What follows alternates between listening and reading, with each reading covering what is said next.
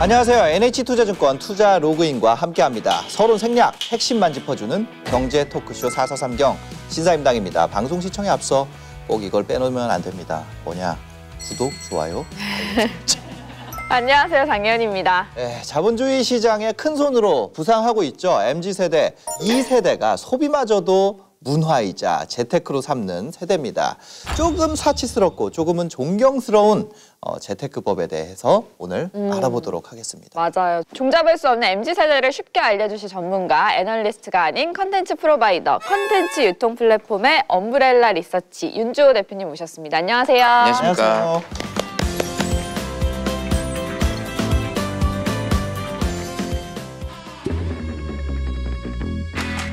한정판 소비에 관심이 많다. 아, 확실히 한정판에 되게 목숨 거는 것 같아요. MZ세대의 청약이라 그러더라고요. 21만 원짜리 운동화가 1,300만 원, 뭐 이렇게 재판매되는 시장인데 네. 실제 리셀 시장의 규모는 어느 정도인가요? 일단 리셀 시장 규모는 전 세계적으로 봤을 때는 48조 시장으로 지금 폭풍 성장하고 있습니다. 48조. 많은 기업들이 MZ세대 공략에 심혈을 기울이고 있는데 엄브렐라 리서치가 분석한 MZ세대의 특징 어떤가요?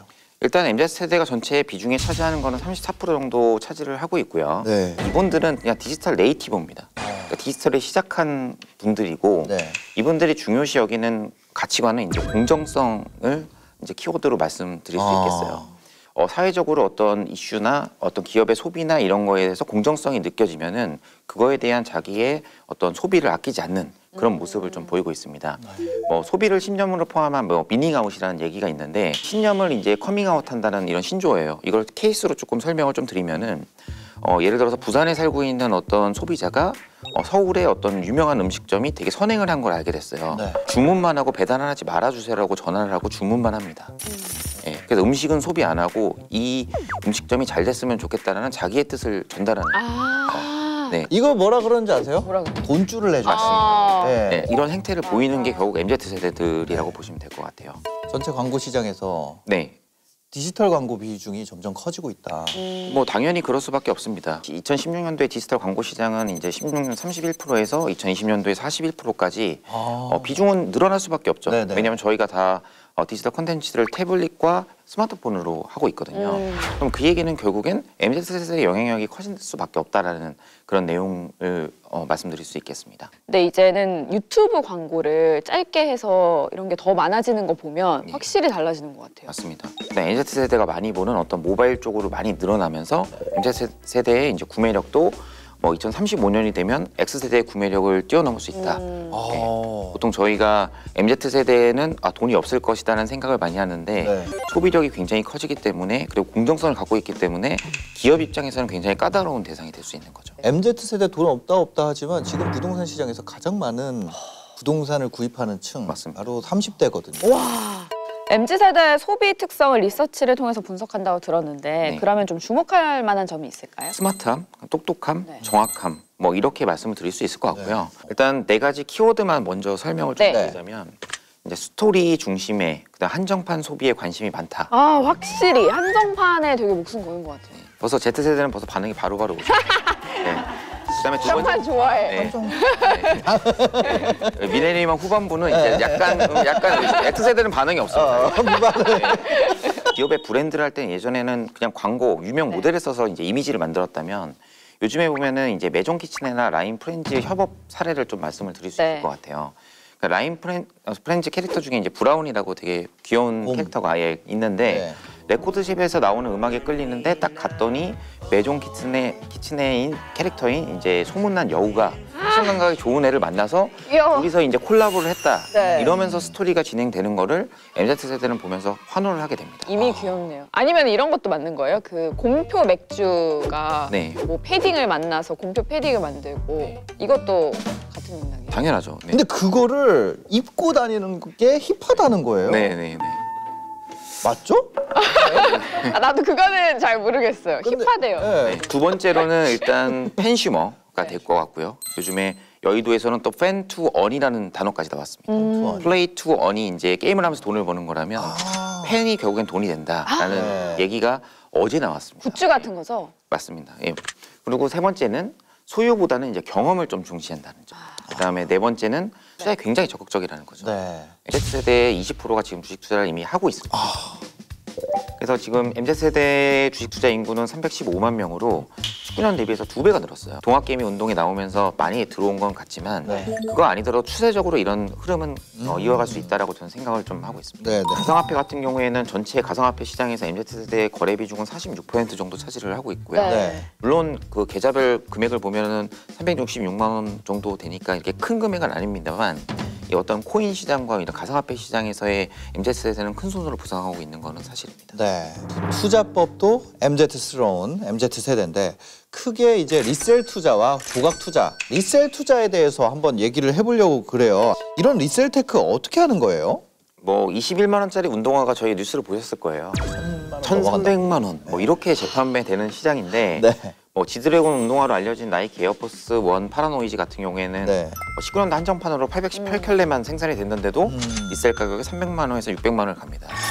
이제 저 같은 X세대 같은 경우에는 어떤 생각이 드냐면 500만 원 할 거면 그냥 구찌 운동화 3개나 4개 사는 게 낫지 않을까? 그러니까 결국 가격과 효용을 저희는 비교를 하게 되고 네. MZ세대 같은 경우에는 이제 본인들의 이제 정보 커뮤니티가 있습니다. 네. 그 커뮤니티에서 요거는 1,000만 원의 가치가 있어라고 누가 얘기하고 동의가 되는 순간 네. 지금 시장에 되어 있는 500만 원이 굉장히 싼 거예요. 효용 가치보다는 투자 가치와 어떤 지금 있는 방향성을 더 많이 네, 본다라고 네. 보시면 될 것 같습니다. 요즘 샤테크라는 말도 생겼잖아요. 샤테크. 샤넬로 맞아. 재테크한다. 네. 현재 리셀 시장의 규모는 어느 정도인가요? 일단 리셀 시장 규모는 전 세계적으로 봤을 때는 48조 시장으로 지금 성장하고 있습니다. 48조. 사실 리셀이라는 게 그 집계를 내기는 굉장히 어려운 거예요. 왜냐하면 그렇죠. 저의 개인적인 물건을 사고 파는 걸 어디에 신고하진 않거든요. 네. 그렇기 때문에 저희가 추정을 할 수밖에 없는데 국내 같은 경우에는 정확한 집계는 아니지만 한 5천억 정도 수준으로 파악을 네. 하고 있습니다. 소비자 보호원에 따르면 이제 저희가 아까 말씀하셨던 신발 이런 스니커즈 갔을 때 신발 나이키 이런 걸로 주로 이제 리셀을 하고 있다라고 보면 될 것 같습니다. 근데 이런 리셀 같은 경우는 그런 거는 지금 과세 대상은 아니죠. 현재까지는 아닌데 네. 이제 뭐 어떤 플랫폼에 들어가거나 아니면 구세청 신고를 하게 되면 결국엔 과세 대상이 될 수도 있겠죠. 네. 저도 리셀 테크 진짜 한번 해보고 싶은데 네. 그 리셀 테크 플랫폼은 어디가 있을까요? 네, 일단은 뭐 가장 대표적으로 양대산맥이라고 할 수 있는 게 이제 크림하고 솔드아웃 2개가 있는데요. 이거 같은 경우에는 이제 Z세대 이용률이 엄격하게 높습니다. 크림 같은 경우에는 이제 네이버 자회사인 스노우가 그 2020년 3월에 리셀 플랫폼 크림을 런칭했어요. 네. 그래서 크림이라고 우와. 어플을 검색하면은 나옵니다. 이 크림 같은 경우에는 1년간 누적 금액이 2,700억이 넘었고요. 와. 그다음에 리셀 테크의 5천억 중에 되게 많은 과점 생각을 할 수 있겠죠. 예. 이용자는 45만 명으로 별도 법인으로 2021년도 1월에 와. 독립을 했습니다. 저희가 또 이 회사의 가치나 이런 걸 볼 때 알토스 벤처스 그다음에 소프트 벤처스라는 VC 유명 VC거든요. 이 업체들한테 또 투자를 200억 받아서 네. 방향성이 확실히 생겼다라고 생각을 좀 하고 있습니다. 이건 것 같아. 아, 왜냐면은 이거 리셀 테크 하잖아요. 하려면은 무조건 들어가는 게 크림이에요. 대박이네. 네, 네 맞습니다. 저도 크림에서 많이 사봤어요. 아 진짜요? 네. MZ세대 맞네. 네. 제가 생각해 보니까 자리가 이게 딱 나이스입니다. 밀레니얼 세대 아저씨들이랑 리셀 테크 얘기하기 힘드네요. 아 근데 여기 딱 오니까 여기서 그 스킨 냄새가 확 납니다. 아니, 아주, 근데 와, 이 크림.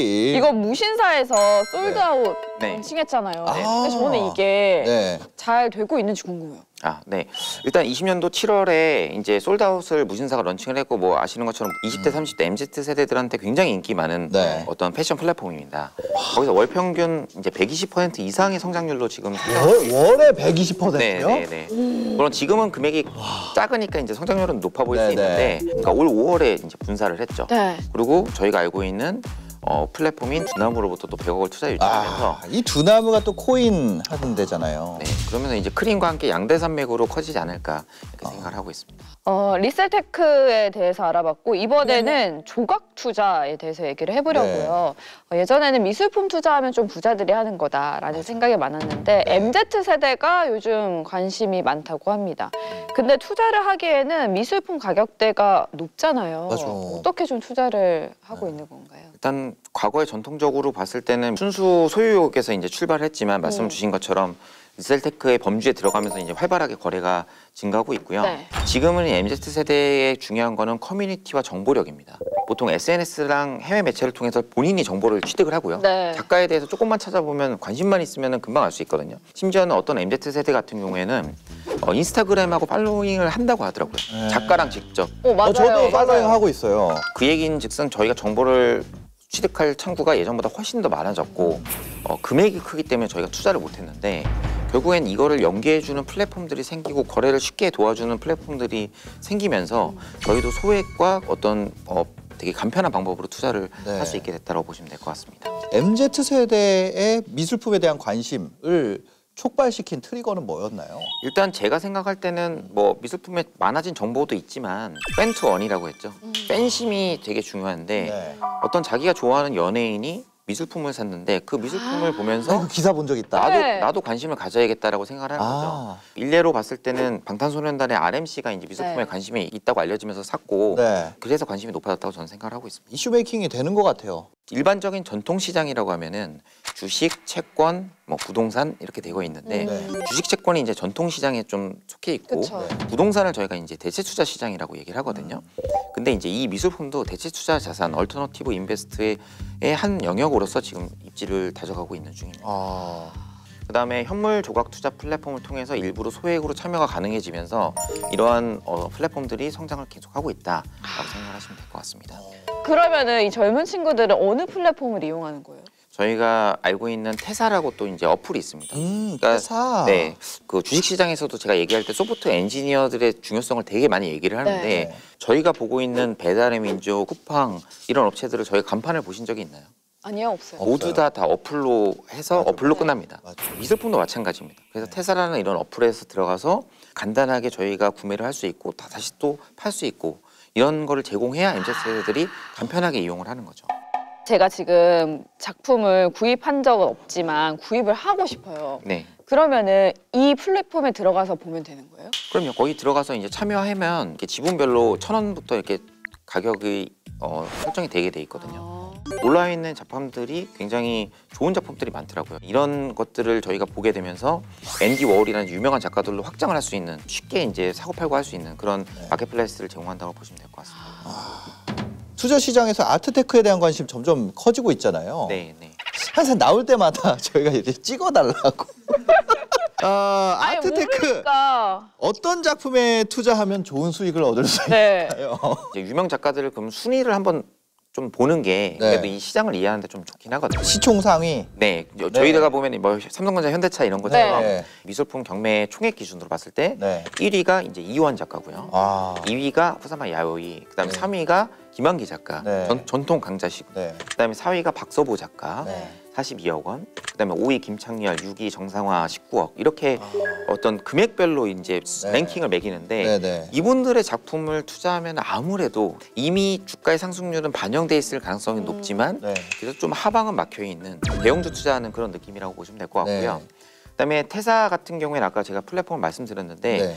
아까 말씀드린 이우환 작가의 작품이 런칭 중에 지금 있습니다. 아. 근데 그 가격을 제가 잠깐 봤더니 처음에 매입하는 게 7억부터 시작하더라고요. 네. 이제 이런 구매 플랫폼의 구매력이 커지면 점점 비싼 작품들이 올라오게 되겠죠. 테사 쪽에 들어와 있던 이제 키스 헤링이라는 그래피티하는 유명한 네. 작가 작품이 있었는데 알아요. 수익률을 제가 봤더니 2021년 9월에 1.5억을 판매하면서 네. 이게 1년도 안 돼가지고 22.5%의 수익률을 시현을 했습니다. 와. 그러니까 어떻게 보면은 저희가 조각 투자로 넣었는데 은행 금리랑 비교하면 사실 말이 안 되는 네. 수익률이 나오는 거죠. 그렇기 때문에 비싼 작가들의 그림을 조각 투자해서 네.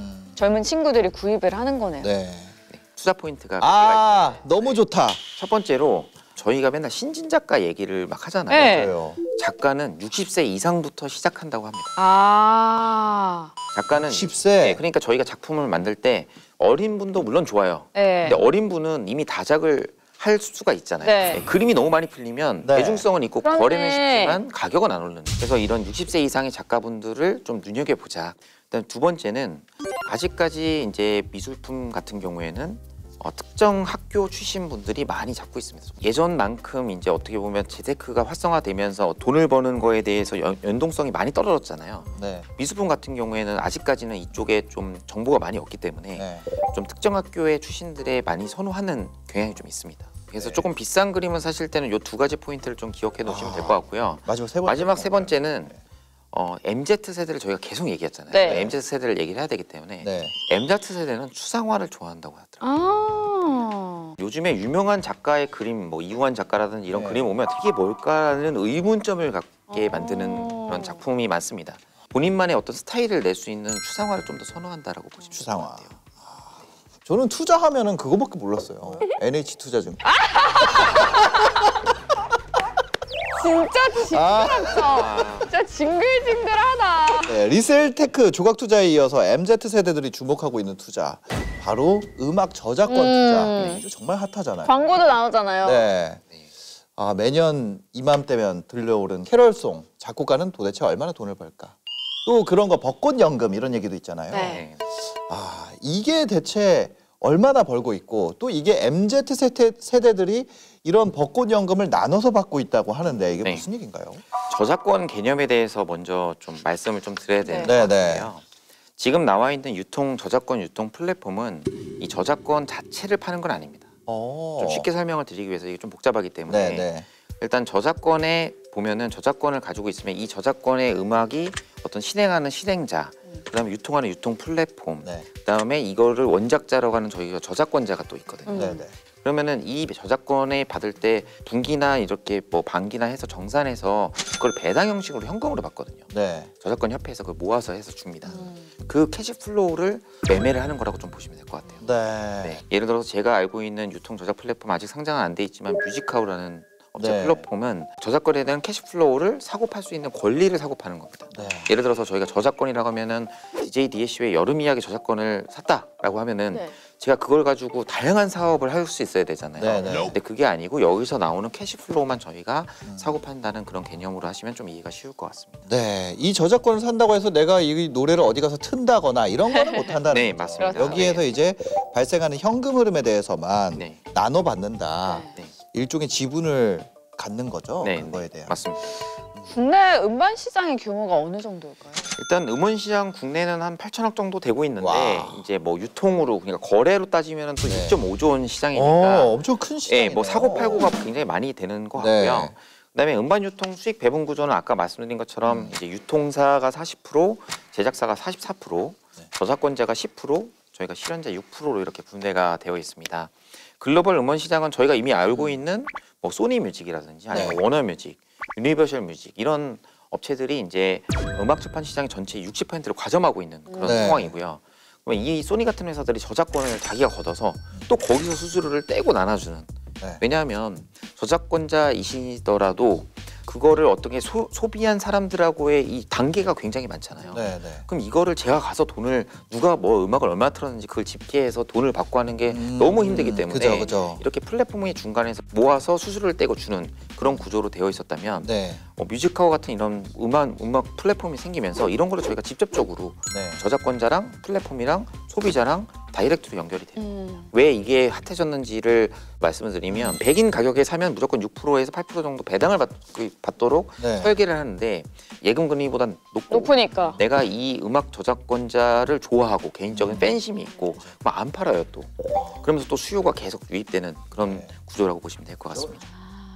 저 같은 경우는 이 뮤직하우는 해봤거든요. 네. 우리가 일반적으로 배당이 8% 이러면 고배당주라 그러잖아요. 맞습니다. 근데 저작권은 거의 8%가 기본이에요. 오 진짜요? 네. 배당만 노리고 투자를 한다. 이러면은 저는 괜찮지 않나 이런 생각이 듭니다. 네. 네. 이런 음악 저작권에 관심이 많아진 이유 한번 좀 정리를 해보면 어떨까요? 일단은 뭐 제가 3가지 정도로 준비를 했는데요. 네. K-팝 같은 것들이 많아지면서 네. 공짜로 이거를 남의 창작물을 산다는 생각을 절대 하지 않거든요. 네, 그렇죠. 그다음 K-팝이 글로벌로 출시해서 돈을 벌 수 있다는 얘기가 나오니까 당연히 현직인 아티스트 입장에서는 더 열심히 하면 내가 글로벌로 진출하면 돈을 많이 벌 수 있겠다. 네. 양질의 음악이 계속 나오는 선순환 구조라고 보시면 될 것 같고요. 네. 두 번째는 이제 음악 IP를 이제 유통하는 플랫폼들이 많아진 겁니다. 네. 옛날에는 뭐 저희가 벅스 뭐 이렇게 하나 있었다면, 근데 이런 플랫폼들이 보면은 유튜브도 유튜브 뮤직, 뭐 네이버에서도 이제 플랫폼을 런칭하고 네. 다양한 플랫폼들이 생기면서 저작권이 좀 각광을 받게 됐다라는 거고요. 그다음에 세 번째로는 이제 음악 저작권 분배 금액 경매 얘기를 제가 했는데 100에 저희가 경매를 시작했는데 네. 300부터 이제 시초가가 시작이 됐어요. 네. 그럼 그 차익만큼이 어떻게 되냐면 이 저작권자한테 절반 이상이 돌아가게 됩니다. 그러면 저작권자 입장에서는 내가 100을 원래 갖고 있으면은 네. 뭐 6에서 8% 정도의 배당이 나오는 건데 이거를 저희가 10년 받아야 60원이 되는 거잖아요. 네네. 근데 이게 만약에 이렇게 높게 떠서 시작하면은 이 유통 플랫폼에 놔두게 하면서 그 차액 200에서 100을 가져가게 되는. 네. 그렇게 되면은 저희가 몇십 년치를 한꺼번에 받을 수 있는. 맞아요. 그러면 이제 저작권자도 좋고 네. 소비자도 좋고 플랫폼도 돈을 버는 이런 구조이기 때문에 이런 것들이 성행한다라고 보시면 될 것 같습니다. MZ세대 투자에 대해서 좀 우려되는 점이 있다면 MZ세대가 하고 있는 어떤 모바일 기반의 어떤 디지털 라이프 때문에 일단 이런 플랫폼들이 굉장히 많이 생기고 있거든요. 근데 이 플랫폼들에 사실 가장 잘할 수 있는 회사는 한국에서 네이버와 카카오입니다. 왜냐면 가입자가 이미 있고 2천만 명이 쓰는데 거기서 뭐 10분의 1만 들어온다고 해도 200만 명을 한꺼번에 모을 수 있거든요. 네. 그러니까 크린 같은 경우에는 네이버 자회사가 이제 나온 거기 때문에 네네네. 네이버라고 보시면 돼요. 그쵸, 어떻게 그쵸. 보면. 네, 그래서 대기업이 결국 하고 있는 거고 이러한 소비 패턴을 이용해서 대기업들은 타겟 마케팅 광고를 쉽게 할 수 있는 거고 광고주한테 또 돈을 버는 이런 구조로 가게 됩니다. 네, 그럼 저희가 제일 중요시 여겨야 될 거는 뮤직하우도 좋고 다 좋은데 과연 이게 돈이 된다라고 생각했을 때 대기업들이 쉽게 들어올 수 있는 시장인지라고 보면 아까 제가 말씀드렸던 IT 소프트웨어 엔지니어를 가장 많이 가진 빅테크 업체들 네. 이런 데서도 충분히 들어올 수 있다라고 저는 생각을 하고 있습니다. 지금까지 윤주호 대표님 모시고 MZ세대의 투자법에 대한 얘기 나눠봤는데 오늘 출연하시니까 어떠셨어요?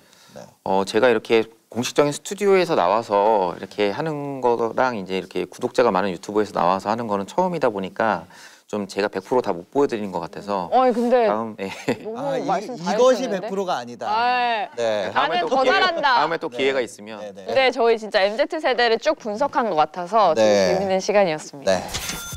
다음 주에도 서론을 생략하고 핵심만 전달하는 컨텐츠로 찾아오겠습니다. 네, 마지막으로 구독, 좋아요, 알림 설정 잊지 마시고요. 댓글까지 부탁드립니다. 오늘도 시청해 주셔서 감사합니다.